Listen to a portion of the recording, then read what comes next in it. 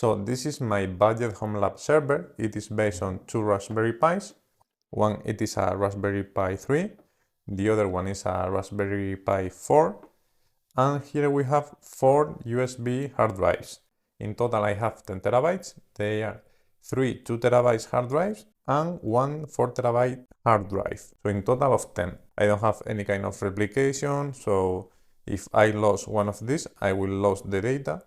But I just use this for my media server, because in this little guy I host a Plex media server that I share with my friends, and in this one I have a VPN server. Also, recently I have received some other SBCs and I plan to do something with Docker, for example, configuring a Nextcloud server in this one, this is the Indiedroid Nova, or in the Orange Pi 5, that are connected to my 10 terabytes system, so I can have a Google Drive alternative, but hosted on my local network. Also, as a cheap alternative, I got the Orange Pi 03, and this is a very good alternative to the Raspberry Pi 3. You can host here some light servers, for example a VPN.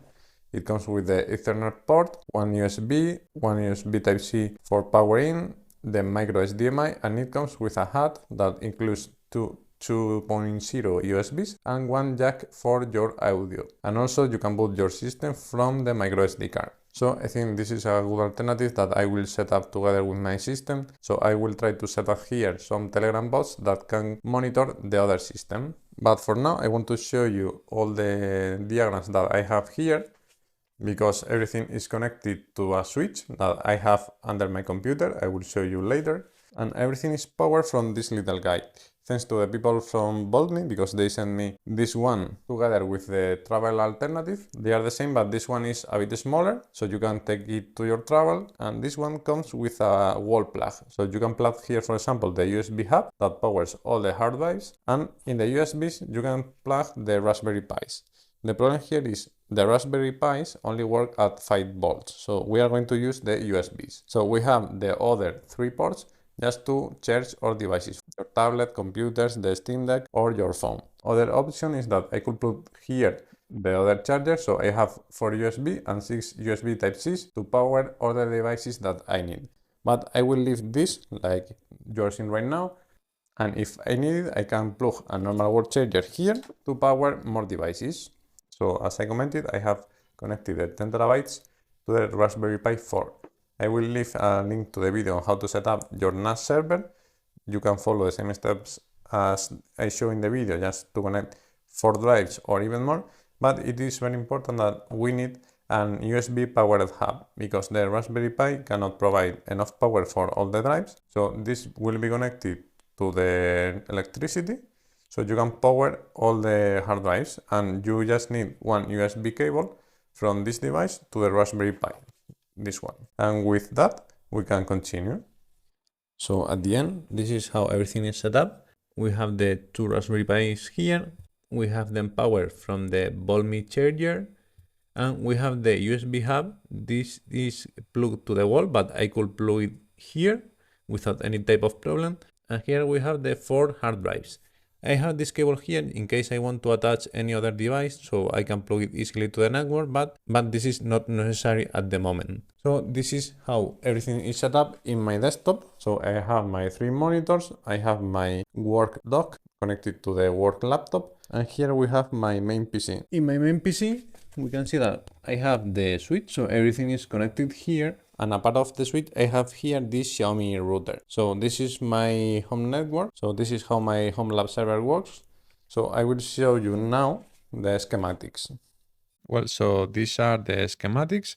As I commented, I have a couple of Raspberry Pis, my main PC, but let's go step by step. First, from the internet, we have the home router. We all have this, and I have configured a DDNS domain, which is free. You can use it from the DuckDNS page. You can create your own domains, and they are free. And they have this look, for example, droidmaster.duckdns.org. So you can create your own domain, and I will show you later how to update your IP. So this domain always points to your IP, because usually every time you restart your home router, your IP is going to change. So we need to have the domain always updated. From the home router, I have another router in my room. This one is from Xiaomi, and I have connected this router to the switch, to the Cisco switch that I showed you earlier. And to the switch, I have connected the Raspberry Pi 3, the Raspberry Pi 4, and my main computer. So in the Raspberry Pi 3, I have the VPN. I have configured this with WireGuard. If you want a video, just let me know in the comments and I can show you how to set up. It's very simple. And also I have the DDNS updater. Basically, this is a program that updates the IP. It sends a message to the DuckDNS domain and update the IP of your home router, so your domain is always updated. And in the Raspberry Pi 4, I have the 10 terabytes hard drives connected to it via USB. It's very simple. And I have configured the NAS server so I can share all the storage in my local network. And I have configured a Plex server, so I can share all the movies, series, anime, whatever I want. I can share this with my friends because this is open to the internet in the domain that I have configured in DuckDNS. Apart from that, I also have a torrent server. You will find videos in the channel on how to configure the NAS and the torrent server. And this is the main HomeLab server that I have at home. So the two Raspberry Pis are basically my HomeLab server. I plan to upgrade this with the Indiedroid Nova or the Orange Pi 5. So I have a Docker server just to play and to learn a bit more about Docker.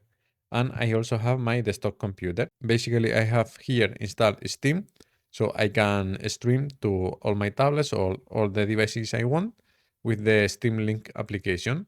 Or if I want to connect remotely, I have AnyDesk setup, so I can connect from anywhere I am to this computer.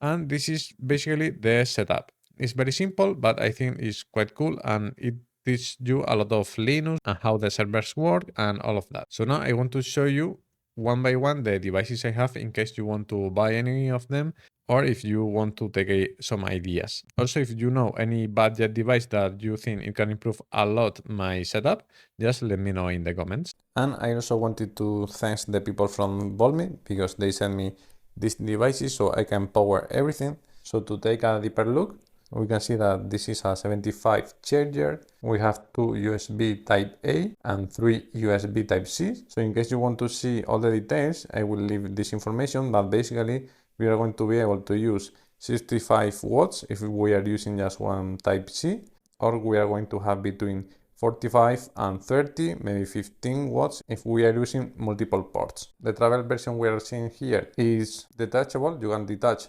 the power cable, but the version that comes with the plug, the one that I'm using here in my HomeLab server, is older, so you cannot detach the cable like here. And also both of them come with a cable USB Type-C to Type-C up to 100 watts. So you have everything to power your devices. And to finish, they sent me this power bank. This is a 10,000 power bank. It's very compact. If we compare with this Xiaomi power bank, you can see that it's way small. This is 20,000 and this is 10,000 milliamperes. And this comes with an USB Type-C, an USB Type-A, and also this cable attached. So we can unplug this, and it is a Type-C cable. A very cool functionality that this power bank has is that you can power the power bank at the same time that you power your devices, and if you hold the power button, we can turn the power bank into the low power mode, so you can safely charge your earbuds or your smart watches without any type of problem. So as I said, I will leave the links to all the products in the description.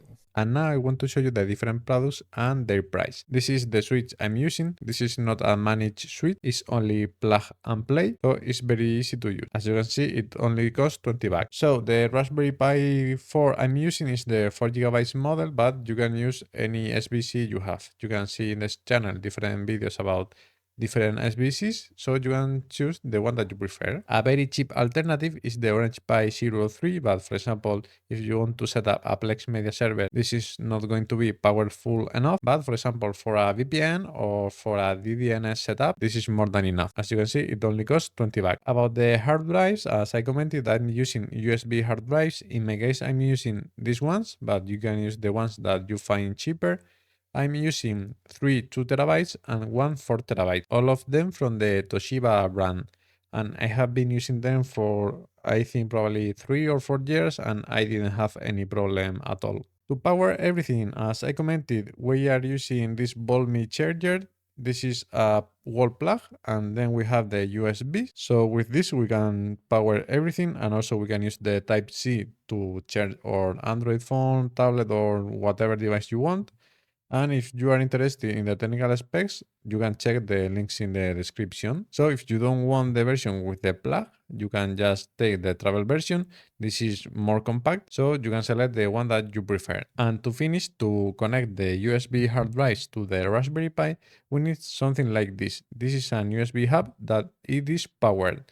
It's very important, this part, because if not, the Raspberry Pi cannot handle enough power via the USB to the drives.